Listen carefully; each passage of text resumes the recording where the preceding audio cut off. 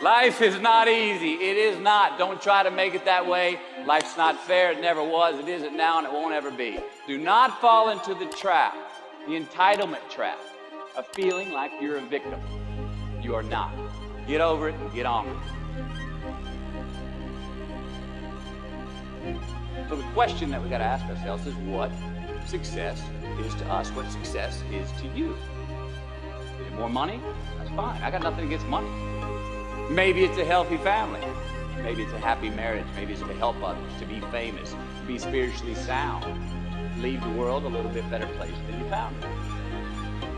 Continue to ask yourself that question. Now, your answer may change over time, and that's fine. But do yourself this favor. Whatever your answer is, don't choose anything that will jeopardize yourself. Prioritize who you are, who you want to be, and don't spend time with anything that antagonizes your character. Be brave, take the hill, but first answer that question, what's my hill? So first, we have to define success for ourselves. And then, we have to put in the work to maintain it. Take that daily tally. Tend our garden. Keep the things that are important to us in good shape. Where you are not is as important as where you are. It is just as important where we are not as it is where we are. Look, the first step that leads to our identity in life is usually not, I know who I am. I know who I am. That's not the first step. The first step's usually, I know who I am not. Process of elimination. Defining ourselves by what we are not is the first step that leads us to really knowing who we are. You know that group of friends that you hang out with that really might not bring out the best in you? You know, they gossip too much, or they're kind of shady. They really aren't going to be there for you in a pinch. Or how about that bar that we keep going to that we always seem to have the worst hangover? Or that computer screen, right? That computer screen that keeps giving us an excuse not to get out of the house and engage with the world and get some real human interaction. Or how about that food that we keep eating? Stuff that tastes so good going down, it makes us feel like crap the next week, and we feel lethargic and we keep putting on weight. Well, those people, those places, those things, stop giving them your time and energy. Just don't go there. I mean, put them down.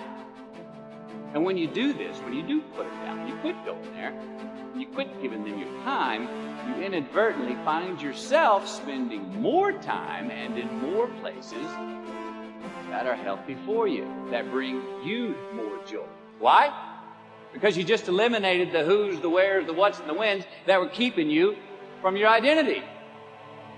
But trust me, too many options, I promise you, too many options will make a tyrant of us all. All right, so get rid of the excess, the wasted time. Decrease your options. If you do this, you will have accidentally, almost innocently, put in front of you what is important by process of elimination.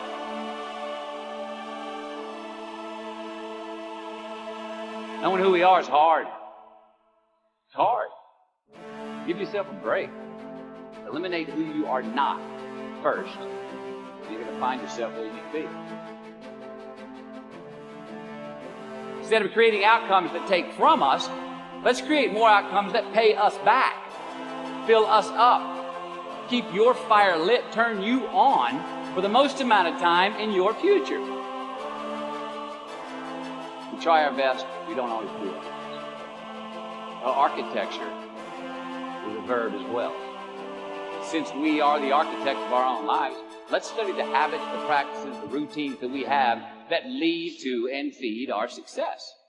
Our joy, our honest pain, our laughter, our earned tears. Let's dissect that and give thanks for those things. And when we do that, guess what happens? We get better at them. And we have more to dissect. Be discerning. Choose it because you want it. Do it because you want to.